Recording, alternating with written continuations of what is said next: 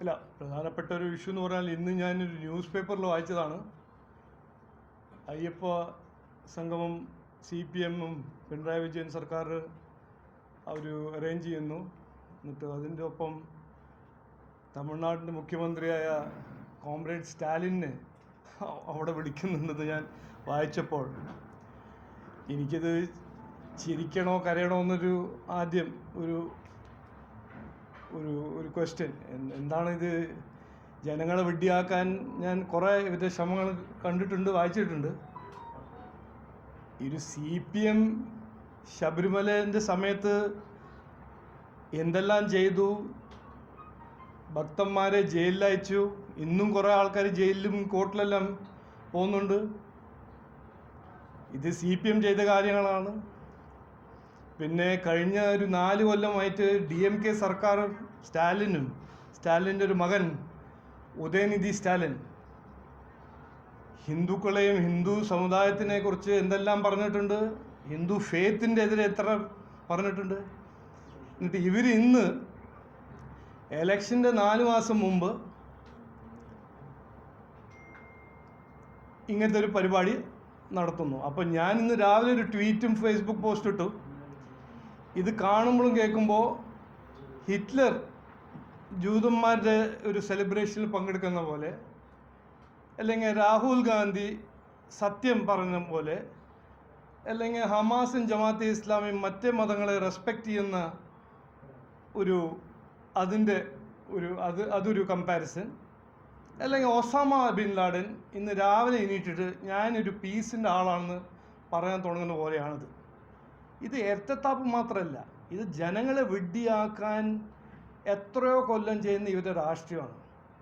ഈ എലക്ഷൻ്റെ സമയത്ത് വന്ന് ഓരോരോ കാര്യങ്ങൾ പറഞ്ഞ് ജനങ്ങളെ വിഡ്ഢിയാക്കാൻ നോക്കുന്ന രാഷ്ട്രീയം ഇവിടുത്തെ ജനങ്ങൾ, മലയാളിയും തമിഴന്മാരും ഇന്ത്യ മൊത്തം എല്ലാവരും കണ്ടതും കേട്ടതാണ്. ഇനി ഇത് നടക്കില്ല. ഇത് ഒരു പ്രകാരം ഞാൻ കാണുന്നത് അവരൊരു ഡെസ്പറേഷനുമാണ്. അല്ല, ഉദയ സ്റ്റാലിൻ ഒരു തവണയല്ല, സുപ്രീം കോർട്ട് വരെ ഈ കേസ് പോയതാണ്.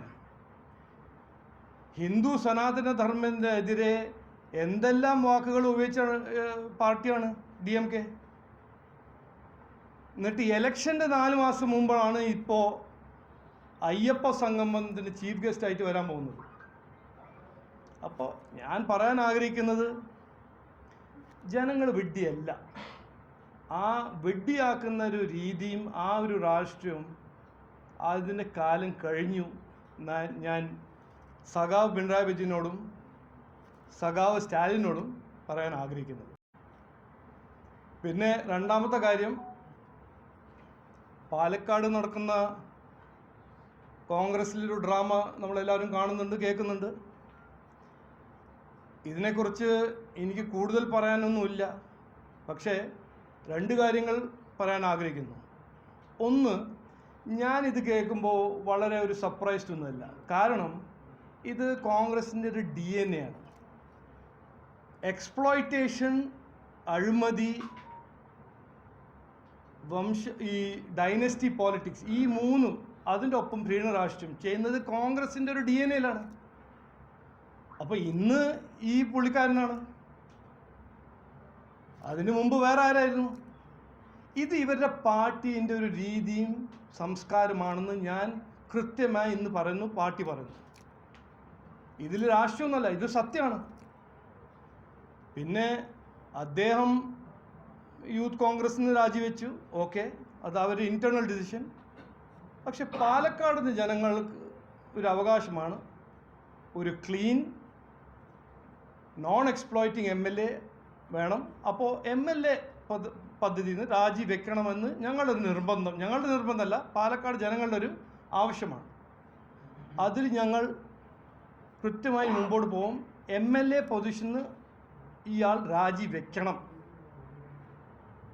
പിന്നെ ഇത് അവരുടെ DNA സംസ്കാരം മാത്രമല്ല, ഇന്നിപ്പോൾ എല്ലാവരും കാണുന്നത് ഇത് കോൺഗ്രസിൻ്റെ ഒരു ഇൻറ്റേർണൽ ഫാക്ഷനലിസം നമുക്ക് കാണാൻ കിട്ടുന്നുണ്ട്.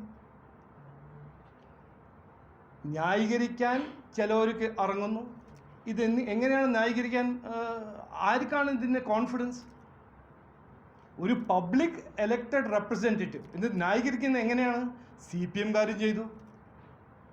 അപ്പോൾ CPM ചെയ്താൽ ഇത് സത്യമായോ, ശരിയായോ, കറക്റ്റായോ? അപ്പോൾ പാർട്ടീൻ്റെ ഇതിൻ്റെ കുറിച്ച് പറയാനുള്ളത് ഇതാണ്. MLA സ്ഥാനത്ത് നിന്ന് ഇയാൾ രാജിവെക്കണം. ഇതാണ് ശരിക്കും മൊറാലിറ്റിയും കറക്റ്റ്നെസ്സും ഡിക്റ്റേറ്റ് ചെയ്യുന്നത്. അത് മാത്രമേ ഉള്ളൂ. അത് പാർട്ടി ചെയ്യേണ്ട കാര്യങ്ങളെല്ലാം ചെയ്യും. അവർ രാജിവെച്ചില്ലെങ്കിൽ ഞങ്ങൾ ചെയ്യും. ഞങ്ങൾ ചെയ്യേണ്ട കാര്യങ്ങളെല്ലാം ചെയ്യും. മുഖ്യമന്ത്രി അമിത്ഷായ്ക്കെതിരെ അല്ല, നോക്കൂ, CPMൻ്റെ കണക്കും അത് എവിടുന്ന് പഠിച്ചു, അവരെ കാൽക്കുലേറ്ററിൽ ഏത് ബാറ്ററി ആണെന്നല്ല എനിക്ക് പറയാൻ അതിനെക്കുറിച്ച് എന്തിനാണ് ഞാൻ പറയുന്നത്. Government of India CAG budget ഇതെല്ലാം ട്രാൻസ്പെറൻ്റ്ലി അവൈലബിൾ ഡോക്യുമെൻറ്റ്സ് അല്ലേ. എത്ര കാശ് ഗവൺമെൻറ് ഓഫ് ഇന്ത്യ സംസ്ഥാന സർക്കാരിന് കൊടുത്തു? ഇതിൽ എന്താണിപ്പോൾ രണ്ട് അഭിപ്രായം ഉണ്ടാവേണ്ട ആവശ്യമില്ലല്ലോ. അങ്ങനെ കണക്ക് തെറ്റാണെങ്കിൽ ഞാൻ ചാലഞ്ച് ചെയ്യുന്നു ബഹുമാനപ്പെട്ട മുഖ്യമന്ത്രിയോട്. അത് മുമ്പോട്ട് വയ്ക്കൂ. എന്തിനാണ് ഇങ്ങനെ ഈ ഷൂട്ട് ആൻഡ് സ്കൂട്ട് രാഷ്ട്രീയം ചെയ്യുന്നത്? അങ്ങനെ ഒരു കോൺഫിഡൻസ് ഉണ്ടെങ്കിൽ മുമ്പോട്ട് വയ്ക്കൂ. അത് ചെയ്യില്ല. കാരണം സെൻട്രൽ ഗവൺമെൻറ് ചെയ്യുന്നതും പറയുന്നതും എല്ലാം തെളിവും വെച്ച് ട്രാൻസ്പെറൻ്റ്ലി ബഡ്ജറ്റ് ഡോക്യുമെൻറ്റിൽ ഇല്ല കാര്യങ്ങളാണ് പറയുന്നത്. ഇതിന് ഒളിച്ചു വെച്ച് അവരുടെ അനാസ്ഥയും അവരുടെ ദുർഭരണം ജസ്റ്റിഫൈ ചെയ്യാത്ത സമയത്ത് ഓരോന്ന് പറഞ്ഞു ഓടുക, അത്രയല്ലേ ഉള്ളൂ. ഞാൻ ഇന്നലെ മിഞ്ഞാതൊരു മീമ് കണ്ടു. ഒരു സ്ത്രീ ഒരു ഒരു ഒരു തൊഴിലാളി പോലെ ഒരാൾ പറഞ്ഞു, എനിക്ക് കാശ് തരൂ, ഞാൻ ഒരു ദിവസം പണിയെടുത്തില്ലെന്ന്. അപ്പോൾ ആ സ്ത്രീ പറഞ്ഞു, അല്ല, എനിക്ക് ഇത്രേ കാശ് തരാൻ പറ്റുള്ളൂ, കാരണം സെൻട്രൽ ഗവൺമെൻറ്റിൽ നിന്ന് കാശ് കിട്ടിയിട്ടില്ല. ഇപ്പോൾ അതൊരു വലിയൊരു എക്സ്ക്യൂസായി മാറിയിരിക്കുക.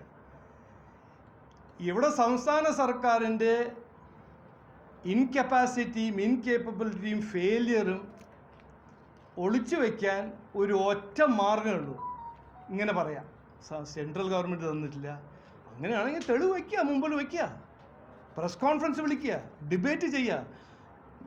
അമിത്ഷാജി ഒരു പരിപാടിയിൽ ആരോ ചോദിച്ചപ്പോൾ പറഞ്ഞല്ലോ, രാജീവ് ചന്ദ്രശേഖരനോട് ഡിബേറ്റിന് വിളിക്കാൻ പറയൂ ബഹുമാനപ്പെട്ട മുഖ്യമന്ത്രിയോട്. എന്തുകൊണ്ട് ചെയ്യുന്നില്ല? ഞാൻ തയ്യാറാണ് ഡിബേറ്റ് ചെയ്യാൻ.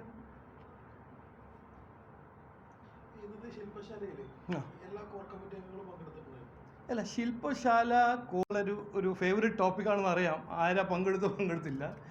ഞങ്ങളുടെ പാർട്ടീൻ്റെ പ്രത്യേക മീറ്റിങ്ങിലും പ്രത്യേക ശില്പശാലയിലും ഇൻവൈറ്റഡ് പേര് വിളിച്ച് ഒരു ലിസ്റ്റ് ഉണ്ട്. അവർക്ക് കണ്ടക്ട് ചെയ്യുന്ന ശില്പശാലയാണ്. കോർ കമ്മിറ്റിക്ക് വേണ്ടി നടക്കുന്ന ശില്പശാലയല്ല ഇത്. ഡിസ്ട്രിക്ട് പ്രസിഡൻറ്റും ഡിസ്ട്രിക്ട് ജനറൽ സെക്രട്ടറീസും മേഖല ഭാരവാഹിൻ്റെ ശില്പശാലയാണ്. അപ്പോൾ പങ്കെടുക്കുന്നവരെല്ലാം വന്നിട്ടുണ്ട്, എല്ലാം പങ്കെടുക്കുന്നുണ്ട്.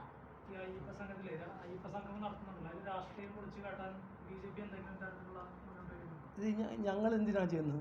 ഇത് ജനങ്ങൾ, ഞാൻ പറഞ്ഞില്ലേ, ഇതിൽ ജനങ്ങൾ വിഡ്ഢി ആണെന്ന് ഇവരല്ലേ വിചാരിക്കുന്നത്? അല്ല, ഇതിൽ എന്താണ് അവരുടെ ഒരു ലക്ഷ്യം? ശബരിമല ഭക്തന്മാരുടെ എതിരെ എന്ത് ചെയ്തു എന്ന് ജനങ്ങൾക്ക് ഇപ്പോൾ അറിയില്ലേ? ശബരിമല, ഞാനൊരു ഭക്തനാണ്, 19 കൊല്ലമായിട്ട് ശബരിമല പോകുന്ന ആളാണ്. എന്നെ അങ്ങോട്ട് വിളിച്ചാൽ ഞാൻ ഈ വരുന്ന ഇലക്ഷന് വോട്ട് കൊടുക്കുമോ? അല്ല, അങ്ങനെ വിഡ്ഢിയാണോ ഞാൻ? എത്ര ഭക്തന്മാരെ ജയിലിലിട്ടില്ലേ? അവിടെ ശബരിമലേൻ്റെ എതിരെ ഇവർ ചെയ്ത കാര്യങ്ങൾ നമ്മൾ മറന്നോ? ഇല്ല, മറക്കില്ല. അങ്ങനെ മറക്കുന്ന ആൾക്കാരല്ല.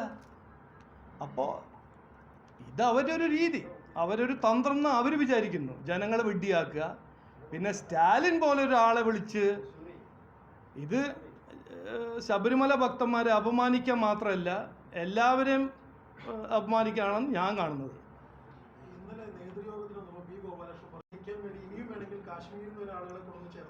അത് ഔട്ട് ഓഫ് കോണ്ടെക്സ്റ്റ് ആയിട്ട് പറഞ്ഞതല്ല, അത് നിങ്ങൾ മനസ്സിലാക്കിയതാണ്. ആരാണ് എനിക്കറിയില്ല.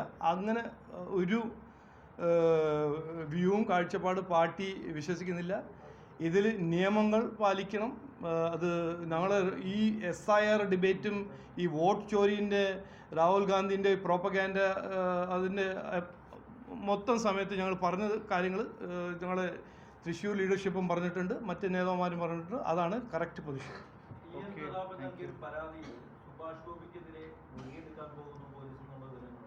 ആര് താങ്ക് യു